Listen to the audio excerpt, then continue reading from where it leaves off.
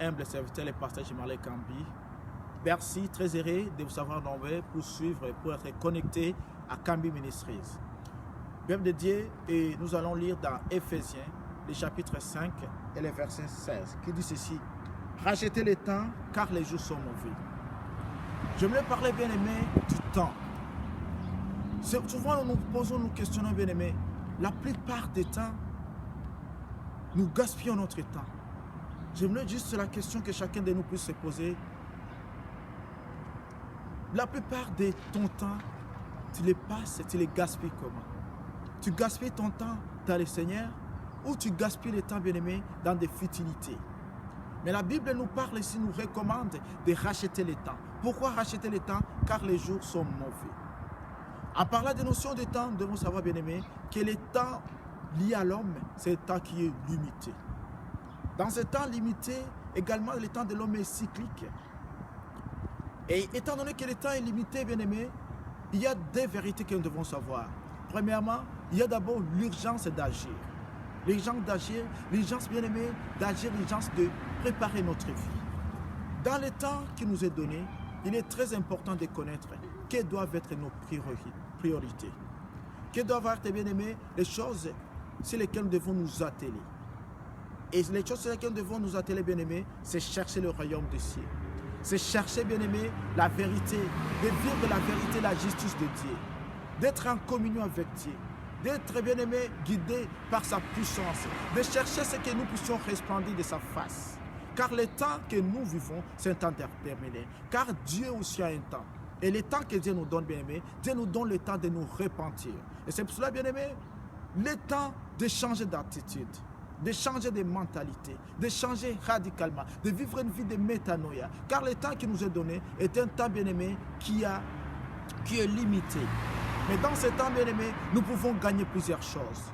Car, bien-aimé, si nous n'agissons pas urgemment, nous allons soit gagner notre âme et nous allons perdre notre âme. Et mon souci, ma prière est que nous soyons tous sauvés. Car Jésus-Christ n'est pas venu sauver une personne, il est venu sauver tout le monde, en dépit de l'incrédulité. Les gens d'agir, bien-aimés, parce que nous devons savoir qui nous sommes. Nous devons, bien-aimés, savoir que l'œuvre de Dieu a besoin de nous. L'œuvre de Dieu, bien-aimé, a besoin c'est que nous puissions agir efficacement. En parlant de rachat d'État, il y a également, bien-aimé, la deuxième vérité, c'est l'urgence d'agir.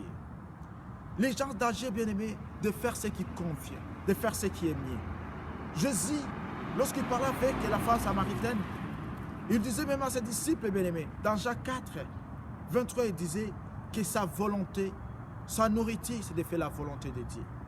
Et ma prière est que, bien-aimé, nous puissions apprendre à marcher et à faire la volonté de Dieu. Faire la volonté de Dieu, bien-aimé, c'est être son disciple. Faire la volonté de Dieu, bien-aimé, c'est être à son service, être à son écoute, avoir les soucis de savoir, bien-aimé, qu'il y a les âmes qui ont besoin de connaître Jésus-Christ. Alors la question, bien-aimé, je voudrais que nous puissions nous demander, qu'est-ce que j'ai fait dans la majorité de mon temps? Est-ce que suis-je en relation avec Dieu ou suis-je en dehors de Dieu? L'essentiel est que, bien-aimé, nous puissions savoir que le temps où nous vivons, bien-aimés, c'est juste Dieu qui connaît. L'homme moissonne, l'homme travaille, l'homme se préoccupe à toute chose, à toute occupation. Mais le plus nécessaire, bien-aimé, ce n'est pas ce que nous faisons.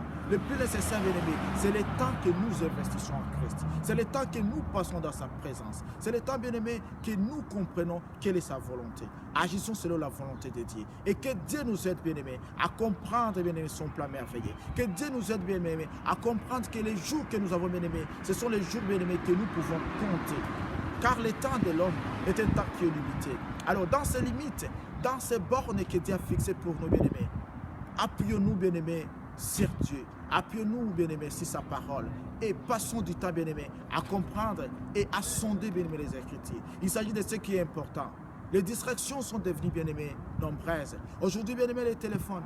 Aujourd'hui, bien-aimés, les réseaux sociaux. Et ceux qui prennent le temps des chrétiens.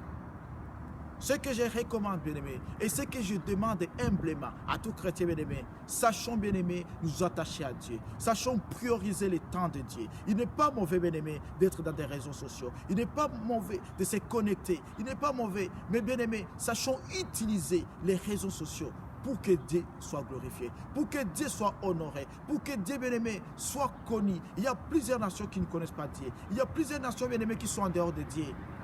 Quelle est notre priorité?